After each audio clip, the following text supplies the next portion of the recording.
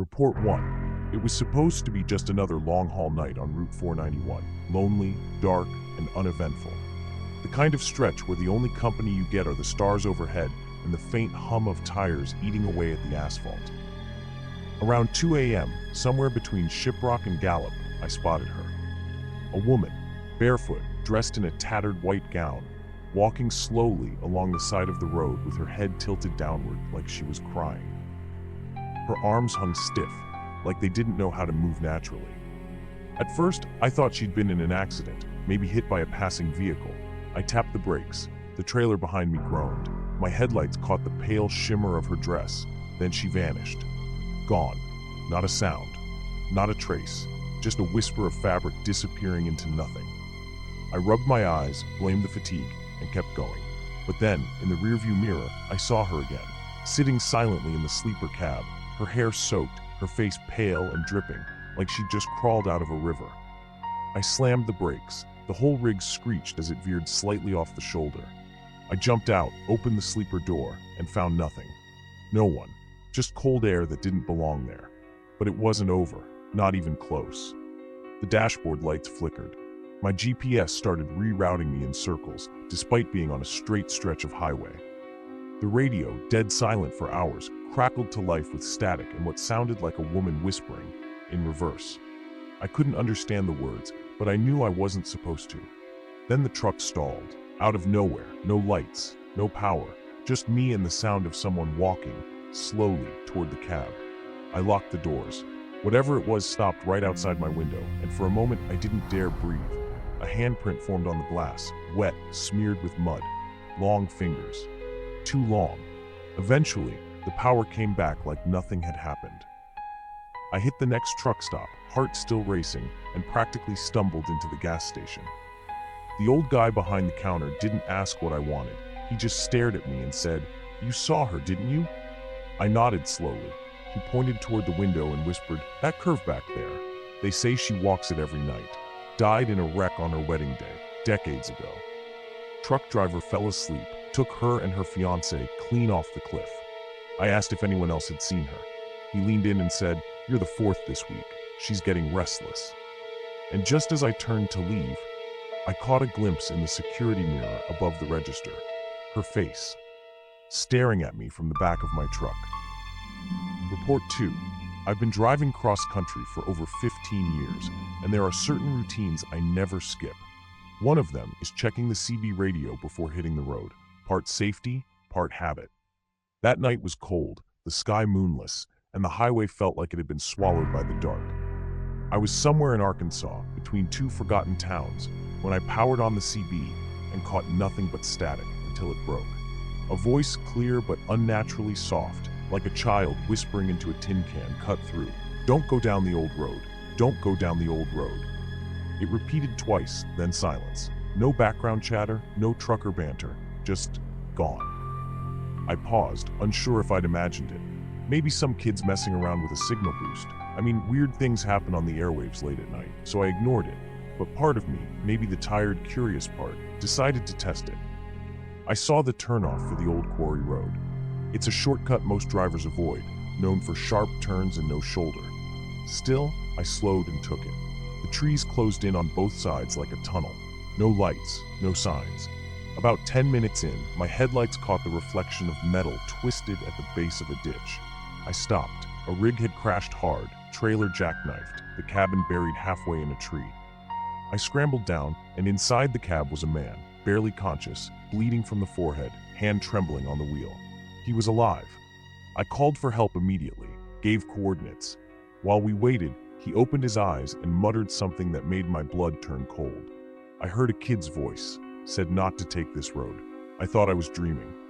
We both sat there in the dark, the engine ticking as it cooled, and I couldn't shake the feeling that we were being watched. Not from the trees, but from the air itself. The silence wasn't normal. It was like something had pressed the world's mute button. Emergency services came, pulled him out, asked how I found him. I told them about the voice. The deputy looked confused and said, "We've had 3 wrecks on this road in 2 months. Each one of them mentioned hearing something on the CB before the crash." But here's the kicker. This road isn't covered by any radio towers. There's supposed to be no signal out there. Later that week, I dug around on some old trucker forums. Turns out there's an urban legend that dates back to the 80s. Story goes, a kid was in a car crash with his family on that same stretch. The wreck caught fire before anyone could help. He had a CB toy in the back seat, and the last thing he ever said on it was, "Don't go down the old road." Ever since, truckers claim they've heard that same child's voice in the static, warning them. Some listen, most don't. And the ones who don't, they usually don't talk about what happens next. Or they don't get the chance. Report 3. It was a routine delivery run through the back roads of rural Texas. Long stretches of nothing but dust, barbed wire fences, and the kind of silence that feels too thick to be natural. I'd been driving for 12 straight hours when I spotted a small flickering neon sign advertising hot coffee and diesel. A godsend. The place was barely lit, more like a shed than a gas station, and the air smelled like old oil and moldy wood. I parked my rig, got out, and walked inside, greeted by the hum of a vending machine and a man behind the counter who looked like he hadn't slept in days. He watched me too closely, like he was waiting for something. I gave a polite nod, grabbed a cup of stale coffee, and made my way to the register. That's when he spoke, quiet, almost hesitant. "You got someone riding with you?" I raised an eyebrow. "No, just me." He didn't laugh. He didn't smile. He went pale and slowly pointed toward the window, toward my truck. I saw someone, in the passenger seat, just now. Dark figure. Thought it was weird they didn't get out with you. My stomach sank.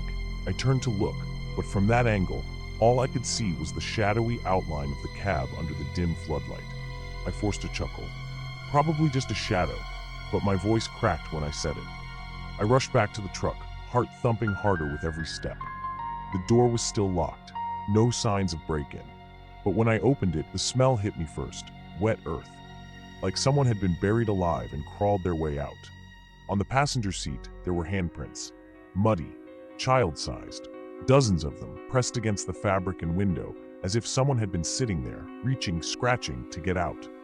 I froze. The engine was off, but the interior light blinked once, then died. I slammed the door shut, circled the truck with my flashlight, but nothing. No tracks, no signs of life. I considered calling someone, but what would I say? That a ghost had taken a ride with me? I tried to shake it off and finish the road, but every time I glanced at the seat beside me, I felt watched. 3 days later, I talked to another trucker at a diner near El Paso. Told him the story, thinking maybe he'd laugh it off. Instead, he leaned in and said, "You ever heard about the phantom hitcher? Not the kind that waits on the side of the road. This one climbs in when you're not looking, sits real quiet, only moves when you sleep." He said it had happened to a buddy of his too, that he started finding those same muddy prints in his cab for weeks, even after deep cleaning, even after switching trucks. I never saw the thing again, but I never drove with the passenger seat empty again either. Now, I keep a bag of tools on it. Heavy, real heavy. Because if something is sitting there, I want to feel the weight shift next time it moves. Report 4. It was supposed to be a simple overnight haul through the Serra do Mar, a stretch I'd driven dozens of times. The kind of route you take half awake, humming along with static-filled radio stations and counting the mile markers like rosary beads.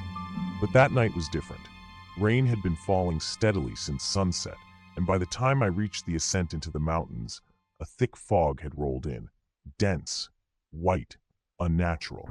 It wasn't drifting like normal mist. It clung to the truck like it was alive, choking the headlights to a useless glow. Visibility dropped to near zero. I had no choice but to pull over at a narrow shoulder. Hazard lights on, engine humming. I sat there, the wipers rhythmically slapping the windshield, waiting for the fog to ease. That's when I noticed the lights, soft, bluish glows flickering between the trees just off the road. At first, I assumed they were from hikers or park rangers with flashlights. Curious, I turned off the headlights to get a clearer look. That's when everything changed. The lights weren't behaving like any flashlight beam I'd ever seen. They hovered, danced, then, slowly, started moving toward me. I leaned forward, squinting through the glass, and that's when I realized those weren't lanterns. They were eyes. Dozens of them. Perfectly round, reflecting a glow that had no source. They bobbed through the fog in complete silence, advancing from every direction. No footsteps, no rustling leaves, just that horrible, soundless approach. I tried to convince myself it was a herd of deer or some mountain animals startled by the truck. But then I saw the way they moved, not like four-legged creatures.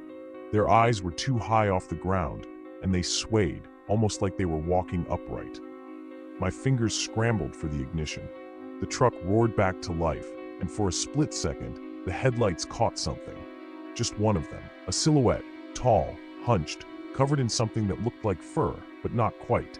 Its limbs were too long, joints bent the wrong way, and its face, no mouth, just those glowing, glassy eyes.